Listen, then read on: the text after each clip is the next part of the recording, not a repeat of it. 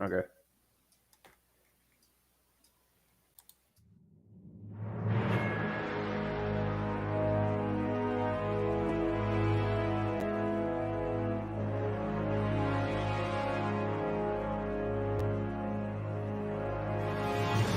Welcome to the ultimate Tolkien Tournament. This is Middle-earth Madness.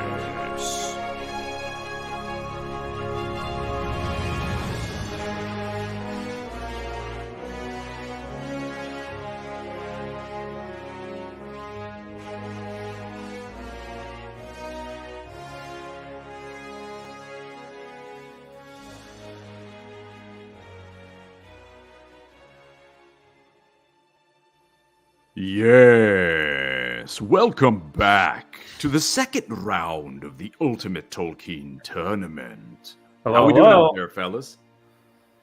Good. I had to go to the doctor today and get blood work done and all that stuff. Apparently, yeah, never mind. I'm not gonna get on. I'm fine, but apparently I'm getting old. So yeah. That was fun. Otherwise, I'm good. How are y'all? Welcome to the club, Chucky. Bloodshed. It becomes a regular thing, man, let me tell you. Yeah, I can tell you I've avoided the doctor for some time now. Yeah, you need to go. Just for that reason, I don't want to know. Yeah. I'm overdue a physical as well. Yeah, that's what I had done. New doctor too. It's pretty cool. That's always awkward. Yeah, because we moved recently, No, it was fine. They were good. But yeah, enough on that. Let's avoid reality and jump into Middle-earth. That sounds like a plan. I'm sure you guys heard that in other news, Tilion finally caught up with Arien. In other words, we had a full solar eclipse today in parts of the country, parts of the U.S. My French and German and Swiss co-workers were quick to point out, we don't have any eclipse at all in Europe, so I don't know really what you guys are all jazzed up about. And I don't know, it was a whole astronomy lesson because it's like, oh yeah, that's right. That's not how that works.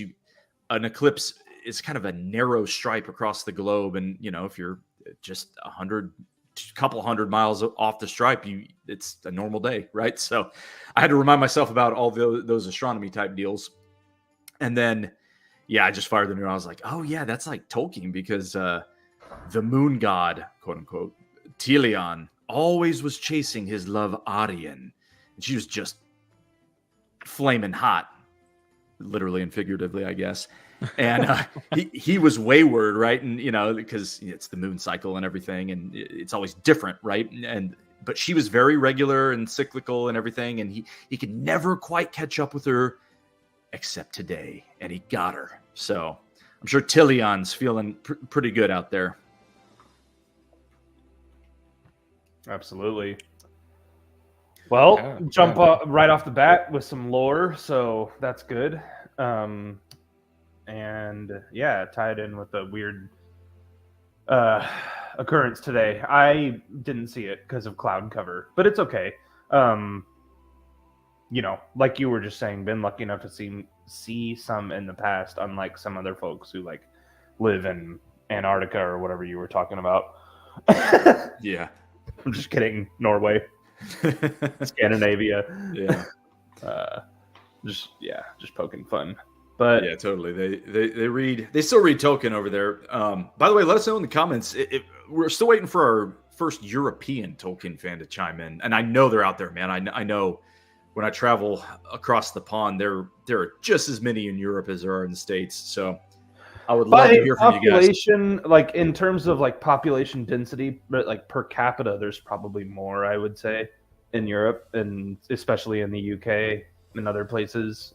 You see what I'm saying? Yeah. Sorry. Anyway, getting nerdy about that, but yeah, probably places like the UK and I don't know. I hear it's big in Poland and stuff as well. So, really, yeah. And then even I believe I saw a comment earlier on one of our pages from someone from Japan. So that was kind of cool to see. Oh, rocking. Yeah, that's really cool. Yeah, I didn't know that. Worldwide, man. Actually, Lord of the Rings is gaining major traction in Japan right now. Like, Because of the because of the animation? anime. yeah. Hey.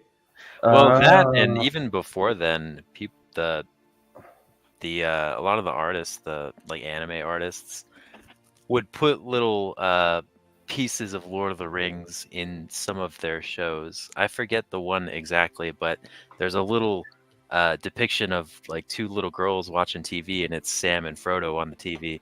oh, that's really cool. Little Easter eggs.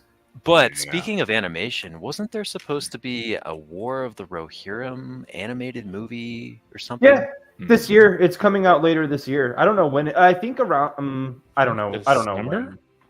I think December. They're trying to match it up with the original films. Oh man, that's I've been looking forward to that. Me too. Yeah, It's just, it's I gonna feel be like it's cool. been under the radar a little bit. I think that's the way to go. December 13th, 2024. That's Oh, perfect. yes. That's literally just. I think one of the three was released like right around there. It Mhm. seems like anyway. So, a couple have weeks to. before Christmas sounds exactly. Yeah. That'll be Yeah. awesome. It'll be exciting. And then the best part about that is that there's going to be, a bunch of merchandise right before Christmas. So start asking for Santa early. Yeah. There goes a Christmas bonus.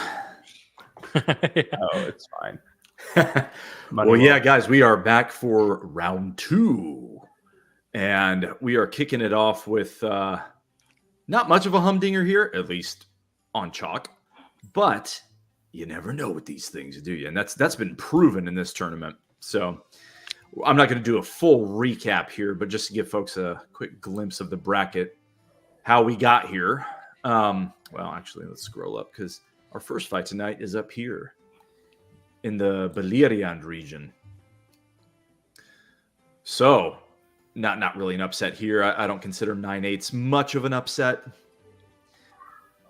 Gimli couldn't pull the 5-12, so we got Witch King and Gil-galad. Boromir did pull an upset to fight Fingolfin here. And then we get to upset central, right? Legolas, slight upset over Beren, and a raging upset here, Ugluk over Mithrandir. And then we were off and running. Raging upset. Oh, man. Yeah. Got kind And of then- worried for a second there. Raging upset. Uh, Yeah. Yeah. So, yeah, then we had Sauron, obviously, and then another, 8-9. Gwaihir to set up this match that we'll see tonight. Yeah, no 12-5 here again, Thorin against Elrond. Faramir, however, slew Smaug, sticking to his bow and arrow, and that was a fun one. Set up a pretty cool round 2 here. Then I think the last match of the night tonight is Finrod against Dain. So, yeah, Dain pulled the 11-6 over Treebeard. Imrahil almost got the 14-3 over Finrod, but if you guys remember, but not quite. So we will stick to the left-hand side of the bracket tonight. All of our fights are over here. So just to bring everyone up to speed. And again, if you missed any of those, they are on our YouTube page. You can see any fight from any round there. So if you're lost, you want to go get caught up, that's where you go. MiddleEarthMadness.com. It links you to our YouTube page, and you can see all the things. So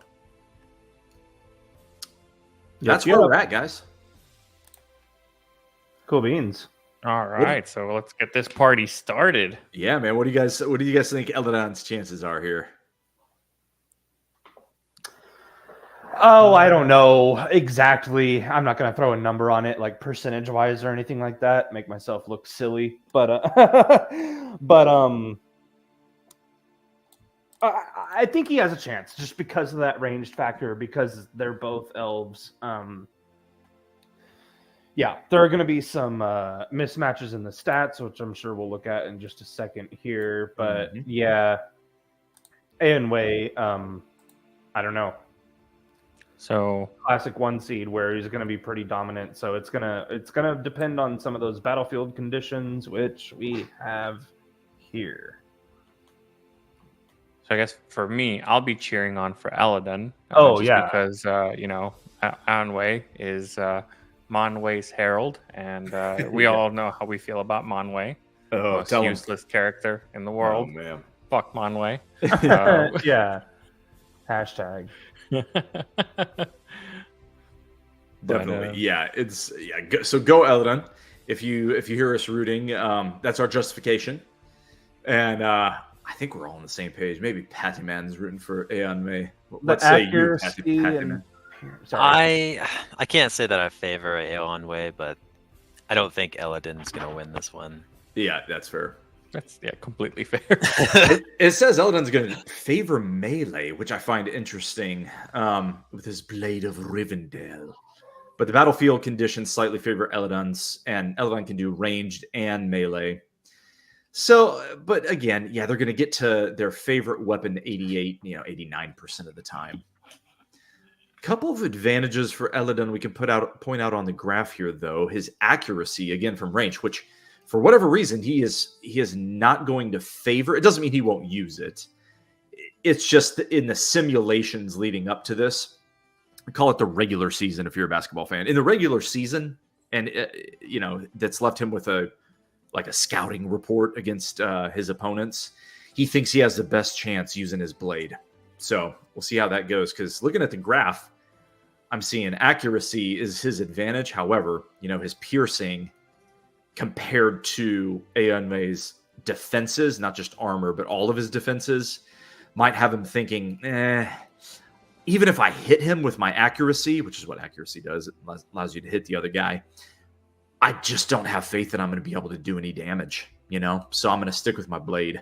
The agility lines up kind of pretty close, though. 85 to 90 is, they're both really good. So, they could kind of dance around each other a bit.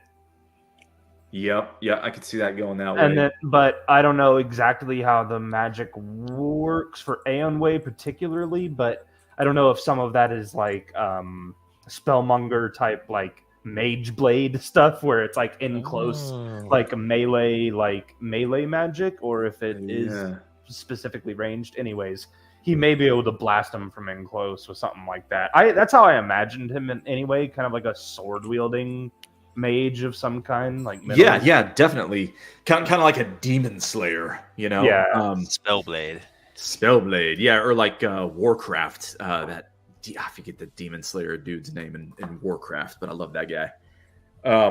Yes, something like that. Of course, that's just interpretation, right? But all right, let's go ahead. I completely misread it when I saw it. Whenever I see it, I thought of his magic as his ranged, and so if I'm Elladan, I'm thinking I want to nullify that magic as much as possible by trying and just getting in there in a hand-to-hand combat. Nice, yeah, well said. I guess that must be in mirroring kind of how he's thinking here. Yeah, look. Anyway, he's got all the advantages and destroys him on total skill. But hey, that's why they have the fights. So we don't have to decide. Let's fight. Let's go.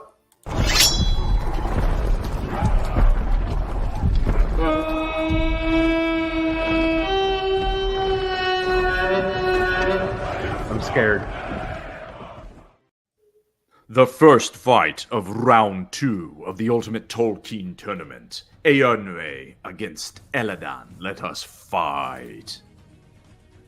Eonwe with the first attack using Divine Aura from range. He misses. Ooh, Elladan comes back with his blade. Also misses. Fails to engage. Oh, Eonwe hits. No damage. Elladan coming back. Nothing happens. Again, with the hit, but not any penetration. Oh, the first blow goes to Elladan. Let's go. 6 rounds. The upset bid is still alive. Good. But will it last? Eonwe can't hit him. Why is he doing this Divine Aura stuff, man? Get that Mage Blade out. Oh, Teak! Doesn't wound. Eonwe with a blow. A major Oh, throat. no. I shouldn't have told him to get out his blade because it worked a little too well. Heavily. Oh man. Okay, so through 9 rounds, Heavily advantage back to Gosh Eonwe. darn it.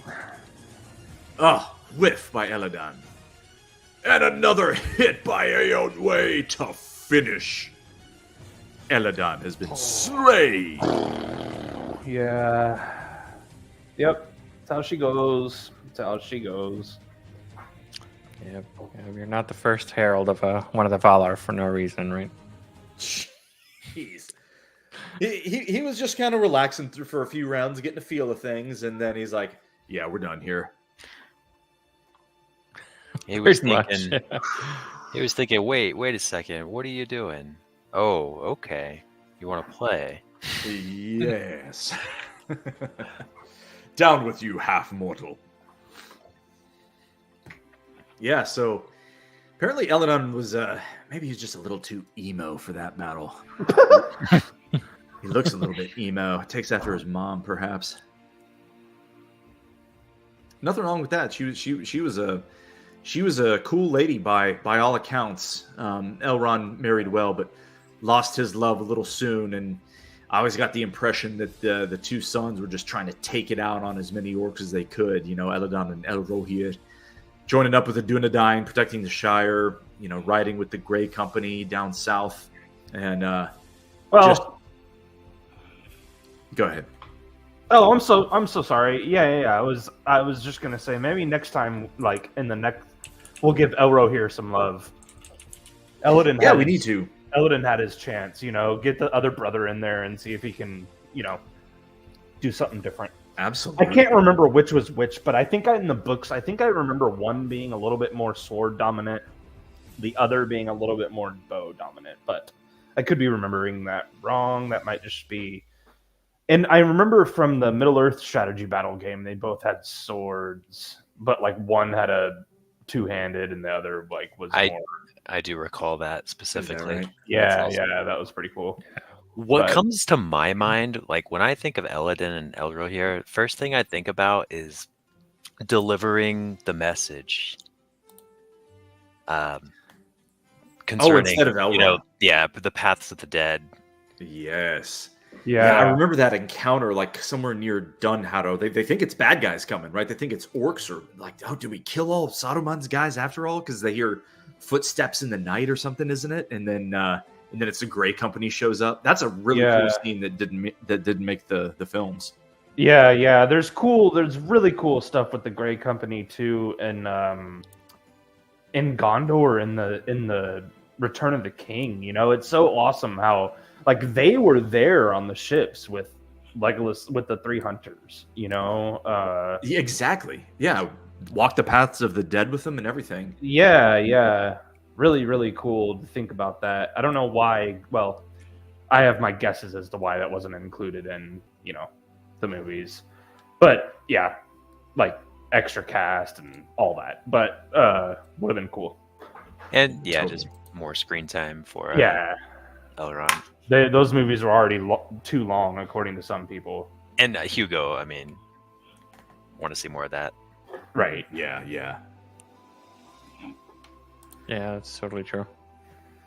So, should we go to Lordor just really quick on Eonwe? Because some folks out there might be wondering, you guys didn't even tell us who this dude is. And his logo is especially like, is this a wraith? I think that's what. Yes, he kind of like little misleading. Yes, kind of on purpose. I'll admit to that one. The mage blade is sick, though. Yeah, just I because don't know if you noticed in the intro. I'm so sorry, but in the intro, I did some editing on some people, and with some of the elves, I tried to make like them very bright. Eonwe's little logo, it only pops up for a second. It's very shiny. So anyhow, go ahead. Yeah, no, I was just saying, Eonwe, even for people that have read the Silmarillion, right, and that are familiar, he's still a fairly obscure character. Reason being is because, he's mentioned in the early chapters when they're going through all the Maiar and the Valar. They drop in that little hint of, Olorin was the primary Maiar of Lorien, right? And who Lorien being one of the Vala of dreams and things like this, and Valinor. And then they drop, that's Gandalf, right? They don't drop, it's very subtle, but they tell you that Olorin is his primary Maya. And then they say, oh, the primary Maya attending to Manwë is this dude Eonwe, and he's his banner man. And you think of the dude that's holding the flag, not like, front and center champion in battle, right? At least I did. And then he shows up at the very end. So that's basically the very beginning. They're going through the gods and the angels, so to speak. And then at the very end, it's like, all right, who when finally when the Valar decide to get up off their asses and do something to help these creations of Ilúvatar, the firstborn, the secondborn, and even the Naugrim, Aule's creation, they finally intercede, and this guy's the one leading the charge, right? And so he is the commander in battle. He does some cool things. One scene that comes to mind is, the sons of Feanor having sworn their oath to oppose anyone that comes between them and a Silmaril, and that doesn't matter what race, good or bad, which makes them kind of interesting characters in this tournament too. We only had Maedhros this year, but next time we're going to have more sons of Feanor. That's been commented on socials a little bit already. Like, where are the other guys? They're coming. But anyway, those guys are oath bound to pursue any foe and consider them a foe that withholds a Silmaril. And so the cool scene involving Eonwe is kind of after the initial Wars of Wrath, after the destruction of Thangorodrim. But while the armies of the Valar are getting ready to leave, even after all of that, the Sons of Feanor cannot release the oath, because they swore upon themselves the everlasting darkness, whatever that means. It's something bad sounding, right? And they don't want to face that. And so they're still oath bound. And what that means is at that point, they got a couple of the Silmarils back.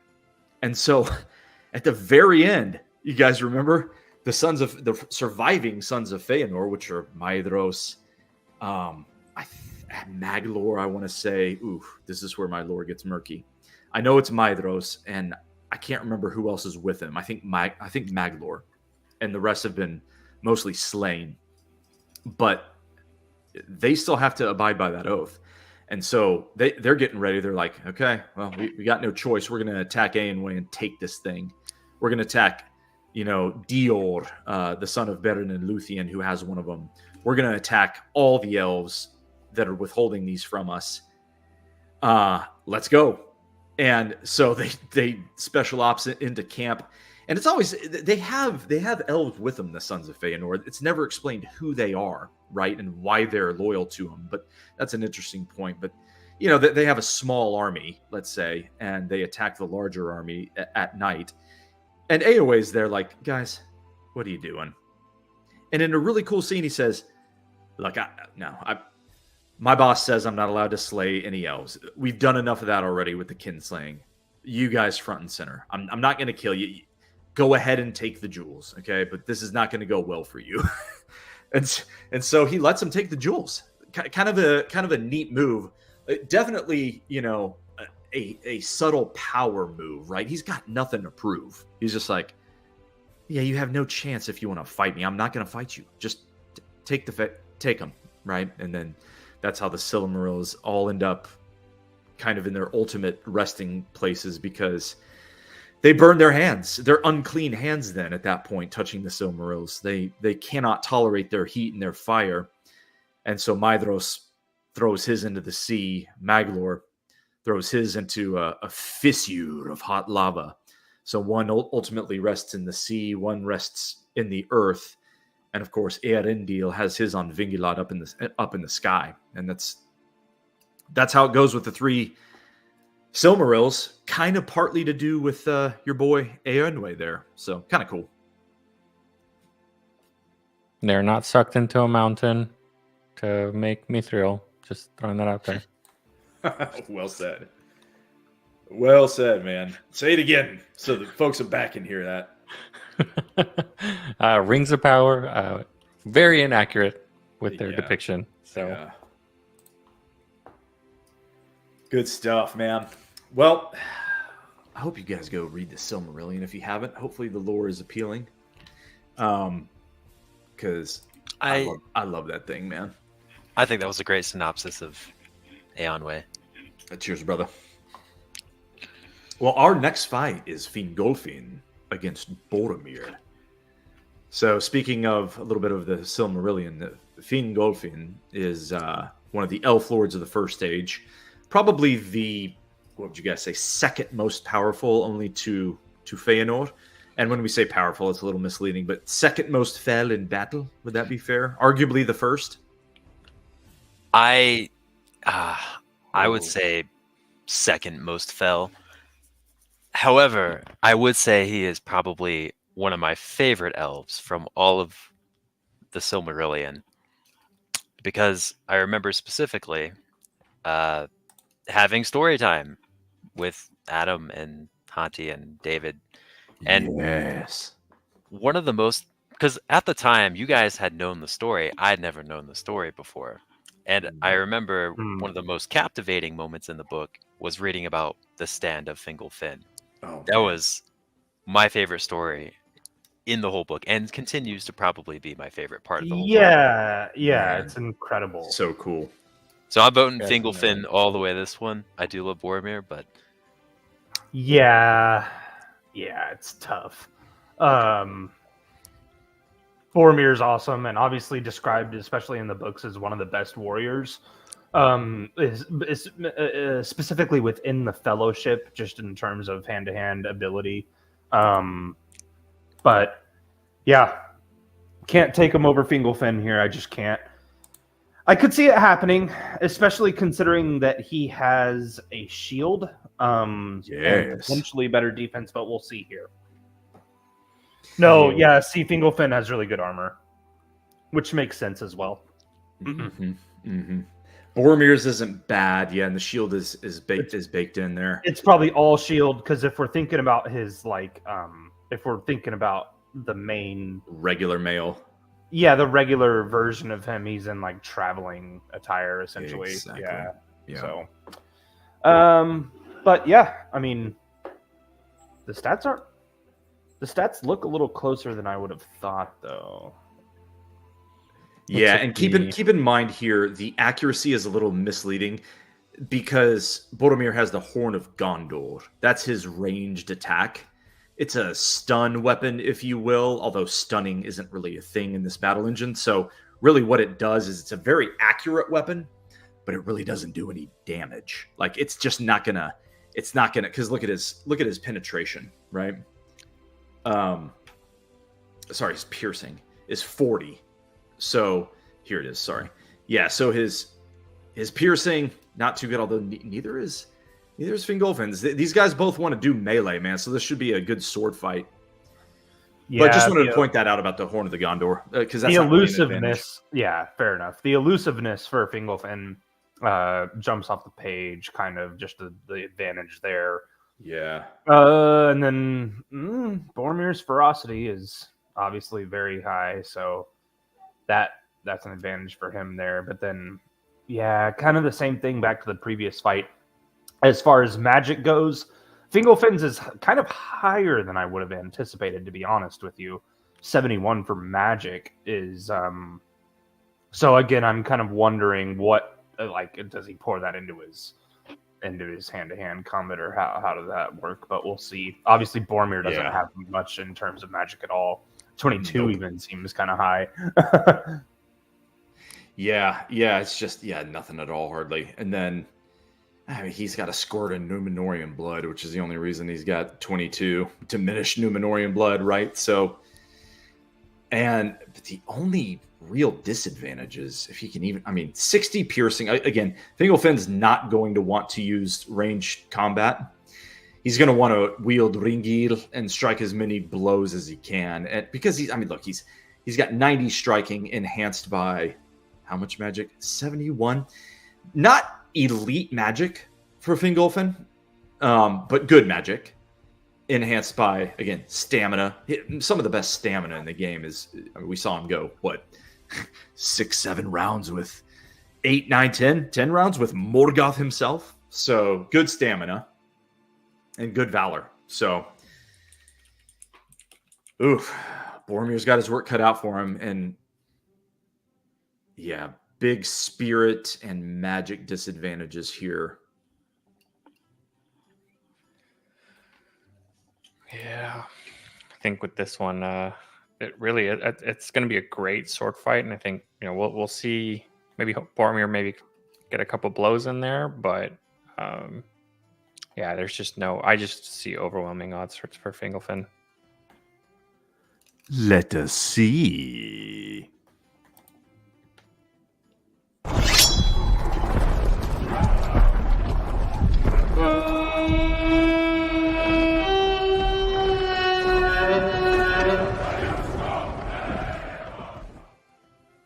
Fingolfin against Boromir. Let us fight.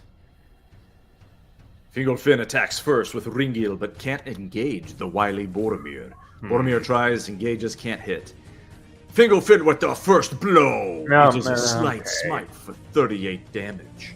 Ringil is a fell blade.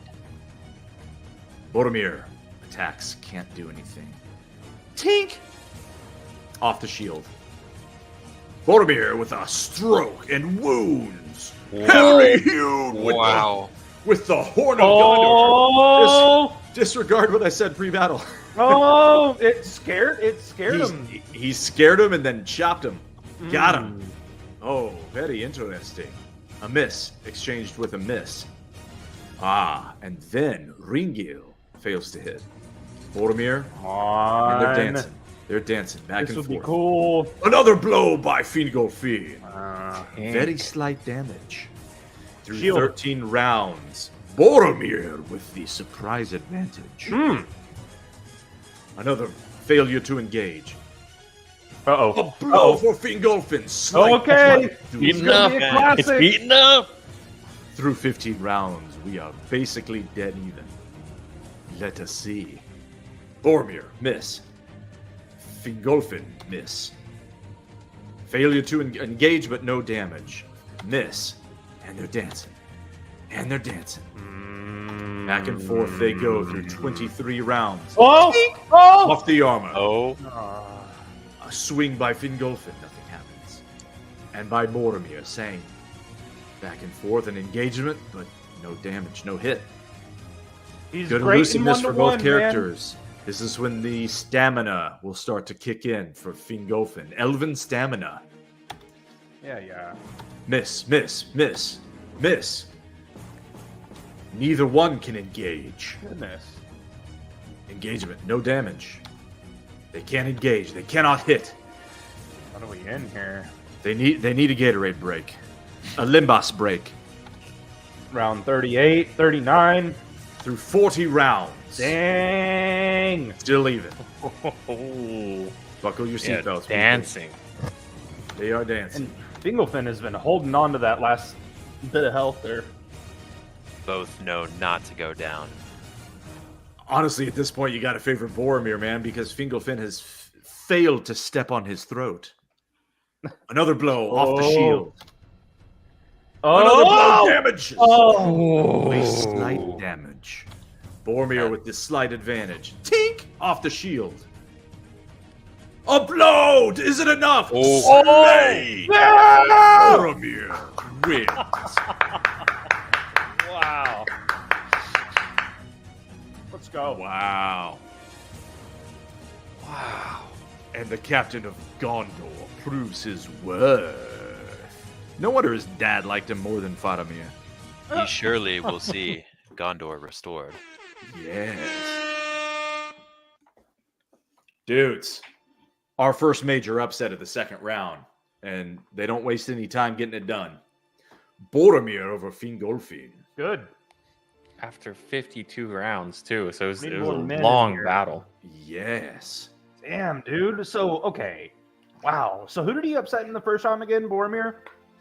Good old Boromir. No, not Treebeard. Sorry. Who That was was Dain. I'm sure you're not the only one wondering, so let's pull it up here. And then you better go to Lordor on Boromir. I'm going to have to now, right? I'm sorry, guys. Where is our website? Arendelle. Earendil. Yes. And this one wasn't close now that I'm looking at it, remember. Yeah, he beat the snot out of Earendil. Well, This guy- he has this the guy's no elf's slouch. number. Man, apparently so. Two Fingolfin. elves down for Boromir. Good. And it's interesting too because Erendiel is a descendant of Fingolfin. Indeed. Ooh, Boromir's becoming Gothmog. And technically speaking, Boromir is a remote descendant of Eärendil. For he does have Númenorian blood, and all Númenorians descend from Elrond's brother Elros. Yeah, they're all cousin fuckers. Yeah, you live long enough, things get weird, like elves. Oh man, so that was all we asked for, and more.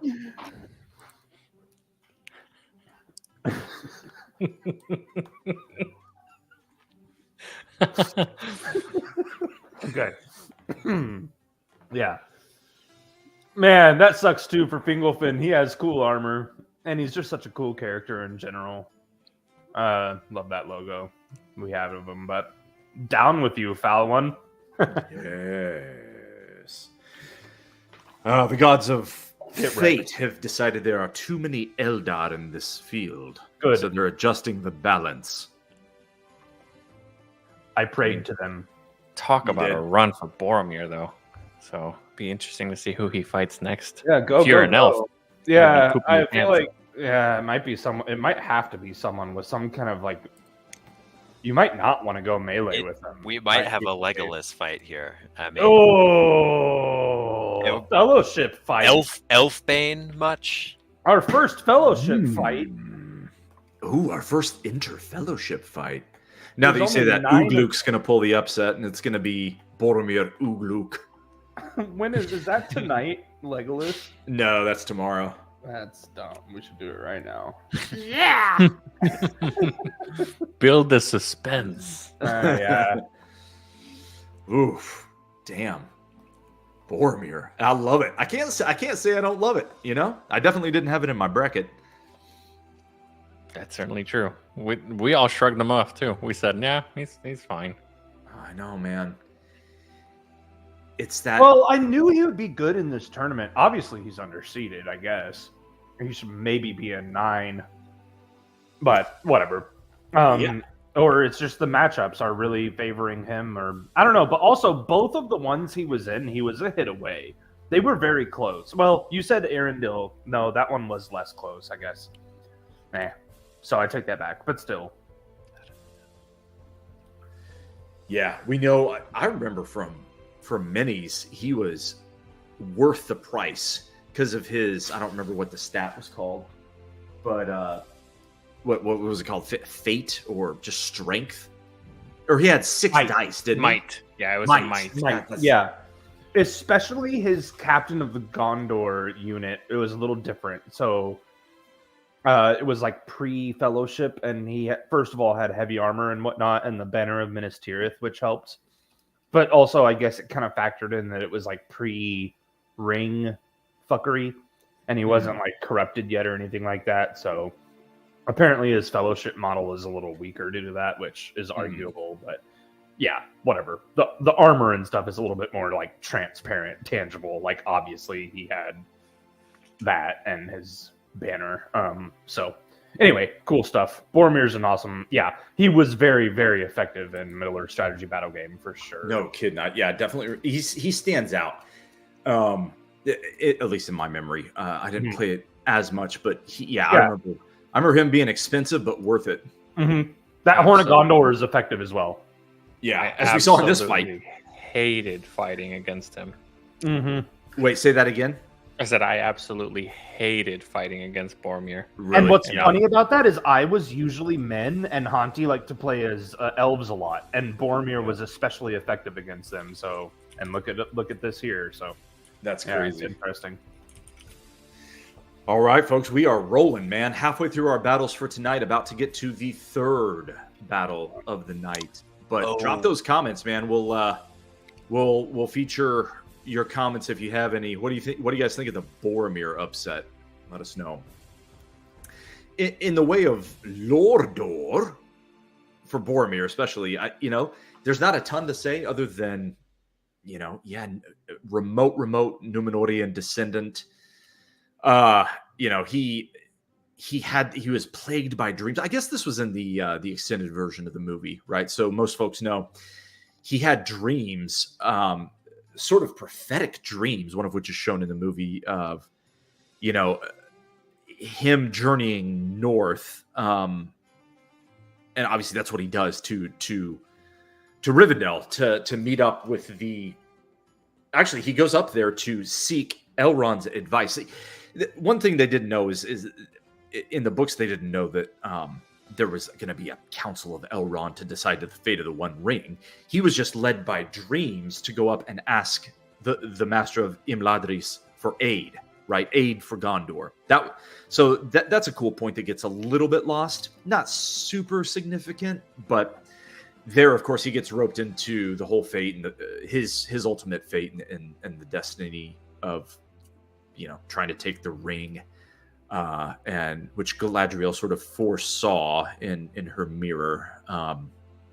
So some cool story elements there, but nothing that would have really foretold you that he could go toe-to-toe against the guy that also himself went toe-to-toe with Morgoth. So by the transitive property, could Boromir go toe-to-toe with Morgoth? Perhaps. He could stab him he could stab him in the toe, just like Fingolfin did. Yeah. Transitive property of the battle engine. Yeah, I mean that's about it. But yeah, he still would have been slain. Certainly wouldn't have dodged as many hits as Fingolfin. Yeah. Next fight is going to be Gorthaur against Gwaihir. Oh, this is going to be a doozy. What do you guys think? Yeah, this one is very interesting. Okay, so go ahead, Santi. I remember Gwaihir's first fight absolutely dominated a dragon, so I'm excited to see how he fares against a Maiar. And which dragon was that again? Smaug? Scatha. Scatha, okay. Easily confused, kind of. By name, anyway. Question. Just so I'm sure about this, we're not counting any, mounts or anything? Yes, correct. Okay. So, your there's no mounted fell beast characters are not mounted in this. Okay, because I remember, just saying, not necessarily Sauron, but when we would play that Battle Earth strategy game, if there was a Witch King or if there was a Ring Wraith Nazgul on a fell beast, that was so difficult to deal with. Ooh. Did they have that unit in that game as well? Yes, and it had additional mechanics that had to do with the fell beast that would just decimate everybody. Mm-hmm. Yep, and get around the field really easily. So, yeah that's going to factor into that agility here with Gwaihir. Yeah. So if that's the case, I feel like kind of similar to a fell beast, Gwaihir might have an advantage, like you said, with the agility. Let's have a look at the stats. So, you see, well, agility is fairly close. He's quite swift. Both are very elusive. Damn, Sauron's fucking stacked. He is. He's buffed. Gwaihir has the accuracy, but again, Gwaihir is going to favor melee with his talons in this. He's screwed. Sauron doesn't have as good of armor as I would. I was about to say, I'm actually surprised at how low his armor value is. Yeah, it's most of the Maiar just don't, they don't rely on armor for defense. They rely on spirit and other factors, right? Just when you think of Sauron, first thing that comes to your mind is smith or craftsman. Yes. Yeah, it does. So agreed. Yeah, and he had access to Mithril. So yes, you just kind of put that together, and you think he should have really epic armor, but I mean, not necessarily the case here. He did, yeah. And again, does he really need it? Is kind of the question with all Maiar. Apparently, Gandalf needed some. I'd put it on just because it looks cool. Yeah. Yeah, the weird thing about Sauron that all of us struggled with when we were talking about these numbers is by the time he's in his ultimate, we discussed on the stream yesterday for those that caught it, which version of Sauron? This guy was in all 3 ages of Middle Earth, right? So which version is appearing in the game here? And the answer is pretty much the most stacked version. Is usually the version that appears in the game. But he can't shapeshift during a battle, right? No. He's not going to shed his body or something, right? Yeah. The weird thing with armor, and to answer the question of which form, we're talking about second age Sauron, which I would argue is his ultimate form. He had already been sunk in Numenor and lost the ability, a lot of his physical ability to appear, certainly to appear fair and to trick anyone. Oh, yeah. So that was a tarnished form. And I think you could argue pretty convincingly that his physical form that he was able to take after that, whether it was, in the Last Alliance first or later as the Necromancer or all these different forms, it wasn't a complete physical form, a complete body, right? The shape that he wore, sort of in the intro to the movies, right? In the Last Alliance, is the mace wielding armored creature. Was that really the form that Tolkien had in mind? I think that's kind of an open question, right? Yeah, you could say they definitely took some liberties there in the movie. Yeah. So, look, open question there. I'm not saying I have the answer, but it's something to think about. Now, I believe, and we'll all have to fact check myself on this, but I do believe there were some Alan Lee or Tolkien sketches that Sauron is based on. But I'll look into that. Yep, those guys were heavily involved in the art design, which is also cool. Yeah, I think there's a little bit more to that than we might be kin to, but it's debatable for sure as far as his form. I mean, it changed so much, right? I mean, it sure looks cool. Yeah. Well, let us see if Gwaihir the Windlord can compete with Gorthau, shall we? Let's do it. I think that's...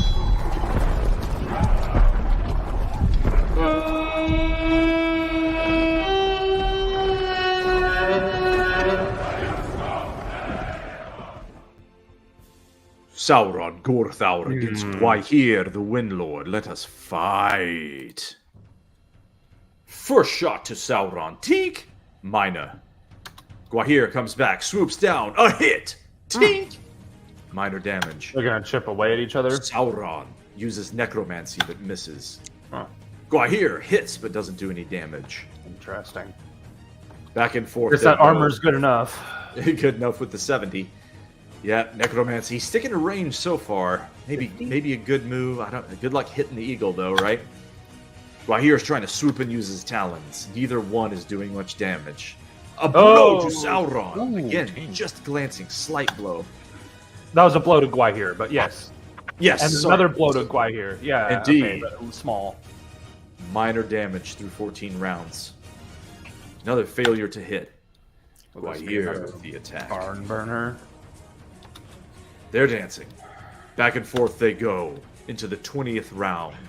No clear advantage. And a blow to Sauron. Slight smite. To Gwaihir. No, From Sauron. in favor of Sauron. When I say yeah. a blow to, it's confusing. Yeah. Blow, I get it. blow goes to. Yes. The credit goes to Sauron. Right. Oh, a blow to Gwaihir. Heavily hewn. Let's go. The advantage into the 22nd Wow. round. Whoa, Looks whoa. like to Sauron the might Windlord. be blowing this. He was like, ow, that hurt me. And just like his forefather Thorondor, he is able with his talons to do damage to a being greater than he. Back and forth. Oh! Another blow. Ooh, like Just tink. And Sauron needs a blow here to get back in this. Miss and a miss. Failure to engage. This might happen. Miss. Oh, Oh, a blow for Sauron. Nothing. No damage. Very slight damage. And the major advantage at this point is to Gwaihir into the 30th round. the deceiver. Another blow to Sauron. How much damage? Ah, yes. The Dark Lord evens the fight. Sauron's blows are getting better. Gwaihir engages. No damage. Sauron engages. No damage.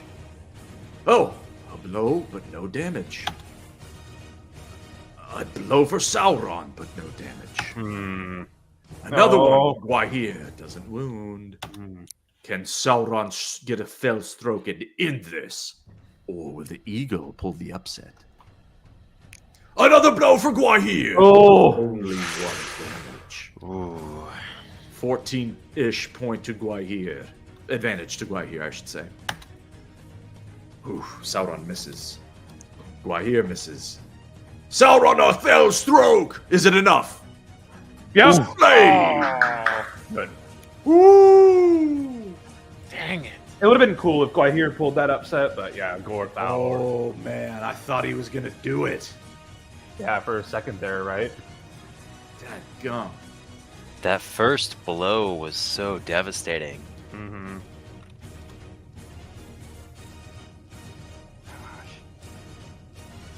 This music is epic. It was going good there for a minute. So there we have it, guys. The third battle of the night was fantastic. Best one yet. So, dude, I gotta be honest. I thought Gwaihir had that, man. When the underdog has the advantage going that late in a fight, It reminded me like some other ones where we definitely saw it, like the Pippin one, and yeah. It's weird. Like right when I joked, I was like Sauron the Deceiver because I was like maybe we're tricked here, and of course he came back. Yeah. I was hoping that he would blow it. But I see what you did there. Dude, so Gwaihir gave him all he could handle. That's really cool. And yeah, as I couldn't resist saying during the fight, Thorondor kind of did the same thing to Morgoth. You guys remember? Yeah. Mm-hmm. Swooped down there and clawed his face, and he felt the pain of that wound the rest of his days. Well, we still have Thorondor in here, right? On the other do. side. Can't remember Yes. who he's facing off, but we'll find out later. yes. That was perfect Lordor moment. So how's this shaping up here? So, sorry, we're down in the Mordor region. Sauron's going to advance here and take on the winner of Elrond and Faramir. Interesting. All right. Then up here, yeah, we already reviewed this. Be interesting for Eonwe to take on either the Witch King or Gil-galad. That's a tomorrow fight, I believe. Might be Wednesday. Mm-hmm. Which I will say, that fight did seem to catch some traction from what I had seen as far as discussion. Yeah. It's a really intriguing matchup for sure, and one that, there's a lot of. It's weird. There's not a lot of middle ground as far as opinions. People are either very opinionated toward the Witch King, and a lot of that's based on, some good like deep dives into the fact that Mary helped with the Barrow White blade. Now, again, in these discussions, I kind of keep reminding people throughout them that like we're having fun here, and we're not like accounting for the prophecy of like no man can kill me or whatever. First of all, that didn't only apply to like gender, but I think that the way I interpreted it was like men, like so like Rohirrim or Gondorians. I think he was kind of saying you have to be an elf lord or something like that. Right. That's just the way I took it. I don't know. And then obviously Eowyn kind of joked to him, like actually, you're wrong about that because I'm man. But then there's the whole like, anyway, you know what I'm trying to say, right? Like, there's the Definitely. there's the Yeah, gender was it? issue, and that's cute, but I don't know if that's what Tolkien meant. I think it's one of my favorite Lordor sort of things in that whole thing. And see, man, I need someone to do more Third Age stuff with the War of Orcs and Dwarves and all the Angmar stuff. All the wars of Angmar would be so freaking amazing. Yeah. But that being said, so Glorfindel spoke those words that were considered a prophet, quote unquote, prophecy, right? But, Glorfindel not being Mandos or any sort of doomsayer, he said it, by the way, to the armies of Arnor, so men, Dunedain, up there in the north that had just basically lost Fornos to the Witch King's armies, and finally they were able to drive him away. I think at Amonsul at Weathertop, and defeat him. And the at least the way I remember it is the Rangers, the Dunedain were kind of like, hey, let's party. All right, we did it. Break out the ale. And, Glorfindel being the stone cold elf is just like, no, his doom lies far off yet, and not by the hand of any man shall he fall. Actually, one dude wanted to chase after him, and he had to talk the guy down. Sorry, I misspoke a little bit. But like one of the princes, Feanor. yeah, exactly. One of them was hot-headed. And he was like, let me at him. I'm going to go get him.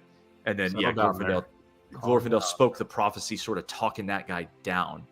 So, and then it goes to Chucky's question, like, was he talking about sex or was he talking about in that race? In that context that you just gave us, it's pretty clear, in my opinion. Race, right? Yeah, he meant Dain are not going to do anything to that guy, although Eowyn ends up, she's definitely an Dain, right? She's a man. She's just, hole instead of pole, man.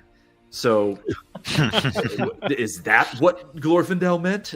Probably not, No, but she, and I think in the book, she was aware of the prophecy, and whatever the quote is she said to the Witch King before she killed him was just, she was kind of taunting him. It wasn't, it was a taunt more or less, and not so much a claim of. And plus, again, the whole Merry angle as well with the Barrow White Blade. I guess one could technically argue that if the prophecy was actually technical, then the Hobbit is not a man, and the blade has a special significance as well because it was made by the Nazgul, right? Or for the Nazgul. How does that work? Yeah. So, I mean, there's multiple ways to argue this, but anyhow, going back to the kind of some of the back and forth that we had online, and all of it was good and fun.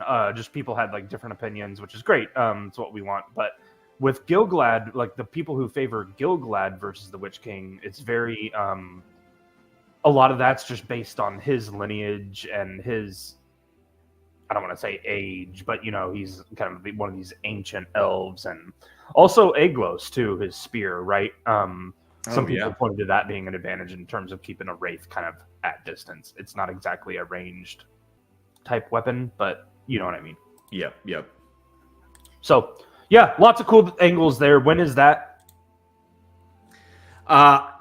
It's either tomorrow or Wednesday. I should know, but I don't have it up right now. I can check in a sec, though. It's fine. Yeah, but it's not tonight. Not tonight. The last battle tonight is Finrod against Dain. Okay. But Gil-galad against the Witch King for tomorrow or Wednesday. Or possibly Thursday. Damn, I have not memorized the schedule. My apologies. But I do know that Finrod against Dain, our next fight should be interesting. Okay, we got the. Sorry, I'm trying to get the right screen up. All right, cool. So we're back to the website here. And now, okay, yeah, Finrod against Dain, last fight of the night here. What do you guys think? How does this one stack up to you? So Boromir was an 11 seed, so we already saw an 11-3 tonight. We did. That kind of just right there gives the odds to Finrod, I feel like. But man, these dwarves are awesome, and I love their armor. We'll look at the stats in a second, but these are polar opposites to me. And I mean, just look at those images. They're different. They're just totally different types of dudes. Yep. And yeah, one very magical, although I assume Finrod has some melee ability as well, right? Again, we'll see in a second. Dain Ironfoot. Such a cool character, man. I love him. I don't know. I don't want to get into the Hobbit movies too much, just because, like, they kind of like with Gimli, they made him a little bit of a goofball. Yeah. Kind of. And, like, I don't know. There were some cool moments he had, but he was like kind of comic relief, and I felt like that was the wrong character for that. In my opinion, I want them to be a little bit more straightforward and like angry in my head. Yeah. That's how I read them in the books. But Oh, dude, they're a bunch of savages. yeah, they don't have time to joke around like that. Like, sure, they're gonna like drink their ale or whatever, but I feel like in the books it was more in like they had a serious manner. Yeah. So yeah, one thing I don't love about Jackson films, to be honest with you, They feel a little bit Cinderella-like. Or, I'm sorry, Snow White-like. What Yeah. does man? The dwarves. Oh, those, yeah. in the films, you mean? Yeah, it's like, Yeah, they're kind of Yeah. like bouncing and bobbing and especially in The goofy. Hobbit, Yeah, and some of that's warranted, I guess, but a little bit. they go a little over the top with it. Yeah, it's like, okay, these dudes are fell in battle, and they kind of just like made them, I don't know, whatever. And then Thorin looked like a man of Gondor. Well, he's miniature Aragorn. Yeah, that was really confusing. I just did not appreciate that. Yeah. Like Gimli He's from hot. Gondor. Yeah, sure. Yeah, super hot, but just why are you a dwarf? Dwarves aren't supposed to be hot, I don't think. Well, okay, since we're on Yeah, this it's weird. topic, what's your opinion of including things like Tariel into the We movie? spoke on this in one of the streams you weren't on. Sorry, Oh, but okay. no. Yeah, we you know, I can't remember which one it was. I think it was like the pre-bracket show or something like that. But yeah, we don't, generally speaking, kind of view it as, well, Arwen's an actual character, but just was over, given the Glorfindel spot and stuff like that. The Tariel thing kind of felt like just, whatever, just trying to give more story and filler. They made 3 movies out of it, and Yep. which they shouldn't have, and so that could have been anything. It could have been, Well, there were other things as well. yeah, but yeah, the fact that they're throwing in a romance, look, it's like you're not surprised, and there's not really any female characters in the Yeah, Hobbit. the reason I allude to it is because I think that's the reason they made miniature Aragorn so hot. Because But he had to be with the elf girl.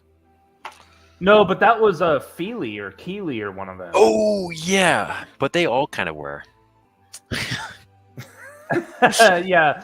Well, yeah, Feely, The main ones, Feely, Keely, and Thorin were like hot men that like shouldn't have been dwarves, and then some of them were just like too Well, goofy, like big ol' fucking. a few of them didn't get any characterization or any screen time Right. whatsoever. Yeah, a few of them literally did not have a single. That's kind of line. what I mean when I say the main ones. Yeah, They had to make them hot.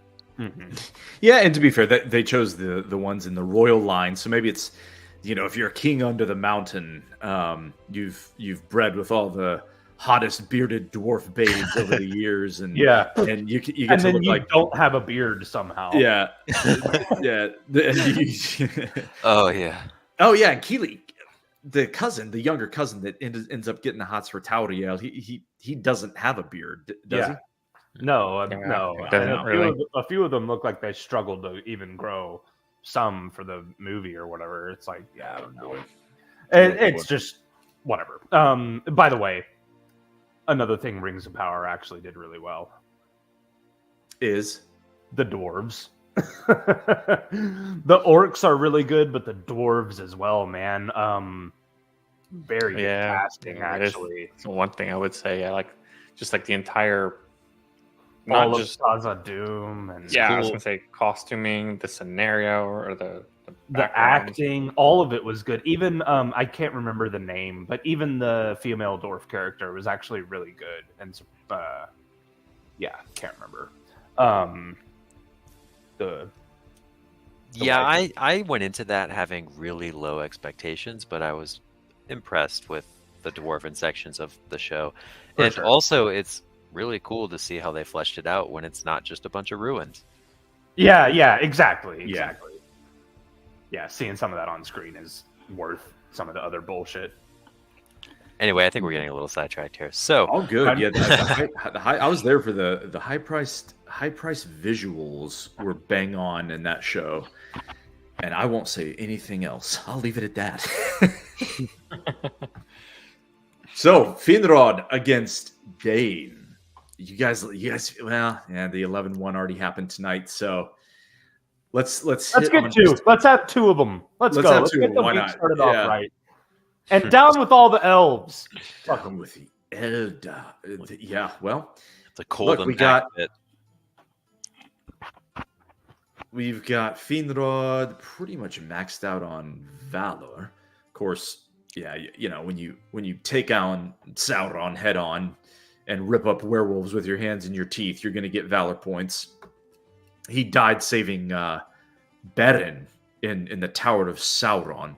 And that actually made Rings of Power 2 in a special permission to use a little bit of Silmarillion storyline, is the way I read it in the news. Anyway, they said, can we just have a little flashback? And apparently the estate, which has been famously stingy for any rights having anything to do with Silmarillion, actually let them do that quick flashback to at least tell us who Finrod Felagund was, right? Galadriel's big bro. And this guy was a beast. And so he's kind of the sorcerer, the only elf really in the whole Legendarium that we see do actual spell casting in a contest of strength against Gorthau, against Sauron in the first stage, which is a really cool moment. You know, there's a whole song that Tolkien wrote basically back and forth with their spells, and at the end Sauron got the upper hand, but didn't slay. He wasn't able to slay Felagund in that contest, but they imprisoned him and Beren in the dungeon. And kind of in a Hollywood-esque sort of move, like, you know, why does the Bond villain just toy with his victims instead of just shooting him in the head? They always put him in an easily escapable dungeon and kind of like wait and watch what happens instead of ending it, right? And I feel like that's one of those moments where Sauron could have ended it, but instead he puts him in the dungeon and he says, "Now you are mine." And he sends one werewolf at a time down to the dungeon and starts picking off all the dudes in the dungeon one by one. And then ultimately there's just Beren and Finrod left. And Finrod and Beren have been slaying the werewolves, but they get progressively nastier. And finally, Finrod taps out and he says, "Look, I slew a werewolf with my hands and teeth for you, Beren. And, you know, I feel like my oath to you and your father for saving my family is fulfilled. And now take the ring of Felagund, and which is the ring of Barahir, right? That Felagund gave to Barahir, his father, and take it with you and fulfill your quest." And then he taps out. So Felagund is a really cool character. I would argue probably the most likable of the Silmarillion characters. Like, I don't know anyone that doesn't like. How can you not like Felagund? He's a hero. He's that guy. So with that, I love the lore door. Just special shout, Ring of Barahir. That's the ring that you see Aragorn wear. Yeah, it survives. It gets passed down as an heirloom through all the Numenorian houses on the men's side, eventually making it to Aragorn. Cool detail in the movie. Yeah, absolutely. All right, guys. Last fight of the night. We ready? Let's do it. Let's go.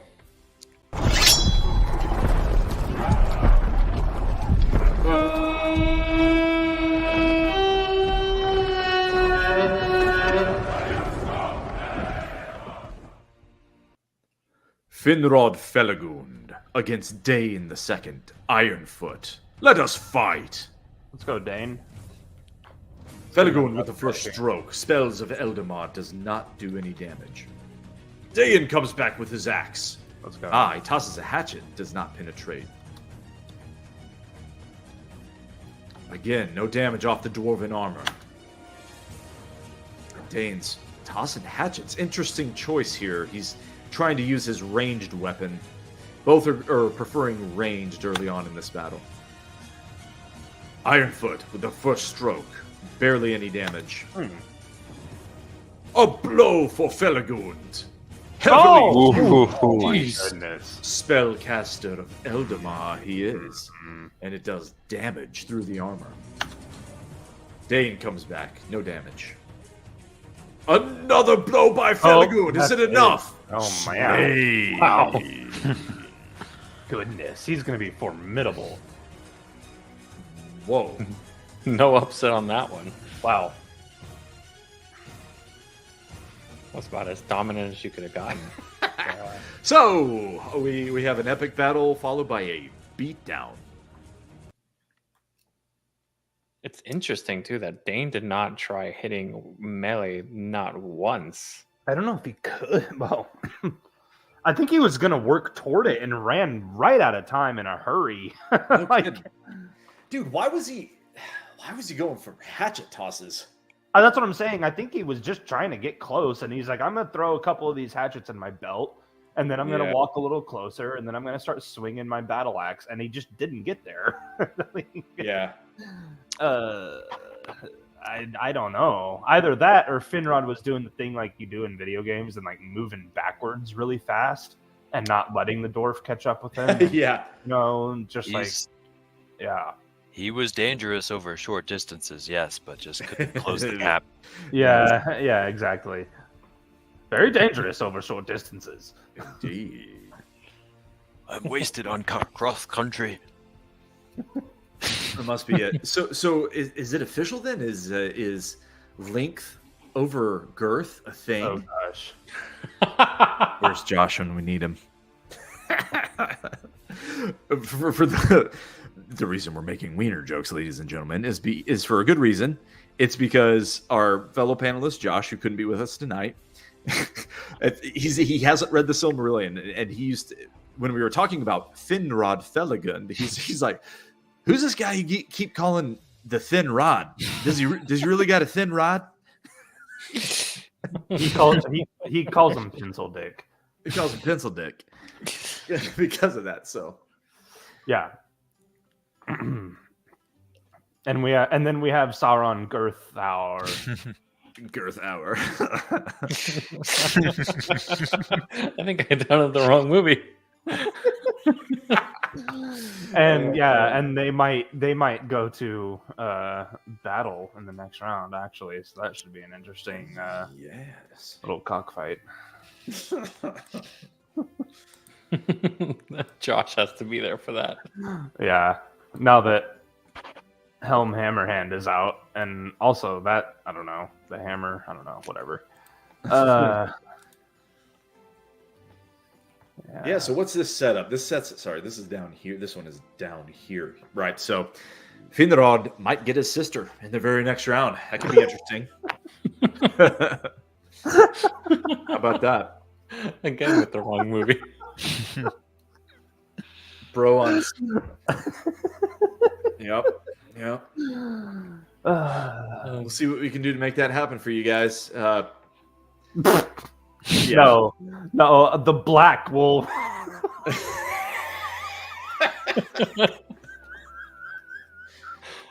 will ruin things. We'll have the black versus Finrod. So something tells me the black's gonna have no issue penetrating against Galadriel. Yeah, and then you don't need a Palantir to foresee that. And then he'll just embarrass Felagund.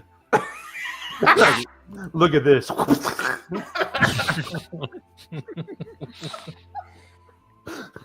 Where else can you find this kind of content, ladies and gentlemen?